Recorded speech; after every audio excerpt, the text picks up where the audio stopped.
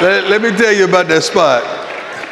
That company had a hard time understanding my thought process and who I was. And when I told them my biggest fans are the youth, because sometimes people my age and people that look like me didn't really understand me. So I need to appeal to the youth, because the youth was the one going out there telling mommy, daddy, I want those shoes. Wow. I need you to buy those shoes. So my marketing hat was always on, even at an early age, in an early stage of my life. And I was always comfortable around kids. So it's not far-fetched to understand why I'm coaching right now, because I have an affinity for kids and trying to progress them to be professionals, not just professional football players, but professionals, period. I wish the day that the draft was held, the next day we had a corporation in the Fortune 500 draft. Because see, I want my kids to be out there. Not just my biological kids, but my kids that play for me at Jackson State. We got 97% of these kids that are not going pro. What's going to happen to them? I need them to make a difference in life. I need them to be somebody. I need them to go and enhance their communities. I need them to make a change somewhere in life and to be great fathers and to be great parents and to be great kids. That's the mindset that I have for my youngsters. If there's, yeah, give it up. Exactly.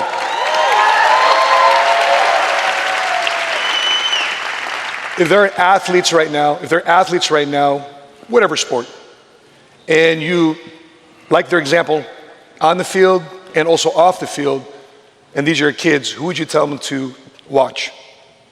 Jesus. That's player. It's a great recruiter, I hear. Yeah, but see, oftentimes you got to understand those things that you see, those things that you clap for, those things that you cheer for, those things that you idolize, they're not role models, they're models playing a role. You don't know who they are. You just saw them doing what they're gifted and blessed to do for 2 hours of the day. Could you imagine if the world got an opportunity to see you at your best for 2 hours a day, how your profile would just be enhanced, everything would be wonderful, everything would be so different, because we're showing you for 2 hours doing what you're gifted to do. But what happens to the other 22?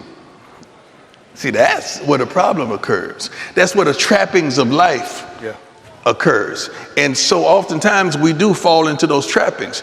I would advise you to be that role model for your child, for your friend, for your homies, for that person that looks up to you and looks out for you.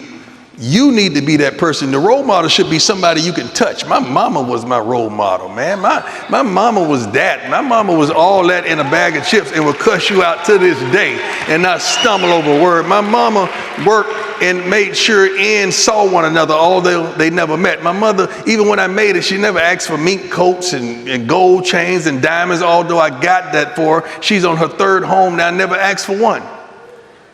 Because she was old school. She just wanted what was best for me. And she wasn't thirsty, she wasn't hungry, she wasn't seeking and searching for attention and adulations. And now we got parents trying to be the boss. We got parents trying to be in every commercial, trying to be in every shot. Although I did put my mama in a Super Bowl commercial, which you're gonna see on Sunday. Yeah, I had to make her do that. I had to make her do that. But it's a different game out there, so we got to be careful who we're calling role models. But I truly believe the role model you should be able to touch. You know, when did that change for you? Because, you know, we all seen you with the chains, the jewelry. That was image. shift? That was image. Okay. Something you could imagine. That was not me. See, I'm a marketer. I market. And I'm pretty darn good at it. You should clap for me right there. Because I'm about to tell you a few things that you're not going to believe. I created that persona. I created that character. I'm from Fort Myers, Florida. Anybody in here from Fort Myers? Okay, let me tell you something, baby. When we grew up, the drug dealers were the guys. The rappers were the guys. What did they have? The gold chains, the flamboyant look, the flash, the whips. I gave the kids that, allowing them to know you didn't have to do that. So it was all persona and perception, and you had to believe what you want to believe. Now, let me tell you the truth of the matter. I stopped using profanity in 1986. No, I'm not done with telling you about prime. I'm in the third person now. I've never been high a day of my life. Hold on, I'm not done. I've never smoked or sipped a taste of alcohol, wine, or anything in my entire life.